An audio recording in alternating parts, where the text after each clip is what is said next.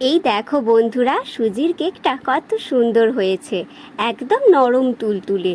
তোমরাও কিন্তু খুব সহজে এই রকম সুজির কেক মাত্র 10 মিনিটেই বানিয়ে নিতে পারবে, তাও আবার সামান্য কিছু উপকরণ দিই, হাতে গোনা মাত্র কয়টা উপকরণ দিয়েই। তার জন্য কিন্তু এই পুরো ভিডিওটা প্রথম থেকে শেষ পর্যন্ত দেখতে হবে। নমস্কার বন্ধুরা, টিয়াপিয়া রান্নাঘর চ্যানেলে তোমাদের সবাইকে স্বাগত। চলে এসেছি আবারও একটা নতুন রেসিপি নিয়ে। আর সবার প্রথমে অনুরোধ রইল ভিডিওটিতে একটি লাইক করে চ্যানেলটি সাবস্ক্রাইব করা। সুজির কেক বানানোর জন্য প্রথমে আমি বাটি মেপে 1 বাটি সুজি নিয়ে নিয়েছি, আর সেই বাটিরই 1 বাটির থেকে একটু কম নারকেল কোড়া নিয়ে নিয়েছি। আর তারপর দিয়ে দিচ্ছি 1 প্যাকেট গুঁড়ো দুধ, আর তারপর দিয়ে দেব বাটি মেপে 1/2 বাটি চিনি। এখানে তোমরা যেরকম মিষ্টি খেতে পছন্দ করো সেই অনুযায়ী চিনিটা দিয়ে দেবে।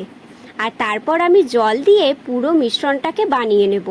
আর হ্যাঁ বন্ধুরা, তোমরা কিন্তু এখানে জলের পরিবর্তে লিকুইড দুধ দিয়েও এই মিশ্রণটা বানিয়ে নিতে পারো। আমি এখানে জল দিয়ে মেখে নিচ্ছি। আমি এখানে অল্প অল্প জল দিয়ে মিশ্রণটাকে বানিয়ে নিচ্ছি। দেখতেই পাচ্ছ, এই রকমই মিশ্রণটা রেখে দিতে হবে, এর থেকে পাতলা করলে চলবে না কো। আর বন্ধুরা, তোমরা এখানে পরিমাণ মতো নুনটা অবশ্যই দেবে। আমি নুন এখানে দিয়ে দিয়েছি, কিন্তু ভিডিওটা করা হয়নি। এখানে আবার মিশ্রণটা ভালোভাবে মাখা হয়ে গেছে। এরপর আমি এই মিশ্রণটাকে আধ ঘন্টার জন্য ঢাকা দিয়ে রেখে দেব।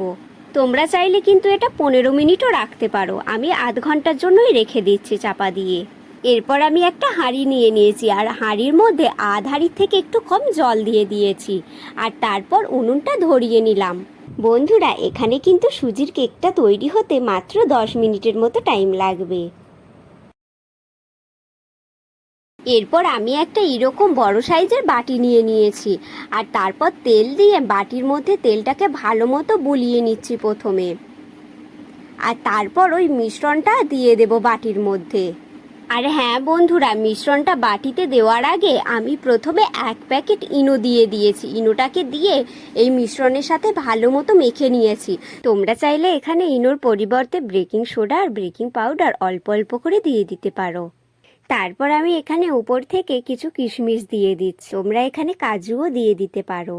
এখানে আমার সব কিশমিশগুলো দেওয়া হয়ে গেছে। এরপর আমি একটা ফুটো ফুটো জায়গার মধ্যে এই বাটিটা বসিয়ে দিলাম, আর তারপর হাঁড়ির উপরে বসিয়ে দিলাম। আর তারপরে আমি উপর থেকে ঢাকা দিয়ে দিয়েছি। হাঁড়ির উপরে যে ফুটো জায়গাটা ছিল সেই জায়গাটায় ভাপটা বেরিয়ে আসছিল, সেই কারণে আমি একটা কাপড় ছেঁড়া দিয়ে ওই ফুটো জায়গাটা পুরো কভার করে দিয়েছি। কেকটার ভিতরে আমি একটা কাঠি ঢুকিয়ে দেখে নিয়েছিলাম কেকটা হয়ে গেছে কিনা। আমাদের কেকটা হয়ে গেছে, আমি নামিয়ে নিয়েছি। কাঠিটার গায়ে যদি কিছু না লেগে থাকে তাহলে বুঝতে হবে কেকটা আমাদের হয়ে গেছে। দেখতেই পাচ্ছ কেকটা কত সুন্দর হয়েছে। কেকটাকে আমি প্রথমে ঠান্ডা করে নেব, তারপর বাটি থেকে বের করব। কেকটা ঠান্ডা হয়ে গেছে, আমি এরপর বের করে নেব। তার জন্য আমি একটা বড় জায়গা নিয়ে নিয়েছি, আর জায়গার মধ্যে এই বাটি শুদ্ধ কেকটাকে উল্টে দিয়েছি, আর হাত দিয়ে এইভাবে ঘা দিয়ে দিচ্ছি। ব্যাস, এই দেখো বন্ধুরা, কত সুন্দর হয়েছে কেকটা, একদম পারফেক্ট। দেখতেই পাচ্ছ পিছনটাও কিন্তু খুবই সুন্দর হয়েছে। বন্ধুরা, কেকের মধ্যে যে কালো কালো দাগগুলো দেখতে পাচ্ছ ওগুলো কিন্তু নারকেলের দাগ। তোমরা যখন বানাবে তখন নারকেলের কালো অংশটা বাদ দিয়ে করবে, তাহলে কেকটা পুরোটাই সাদা হবে।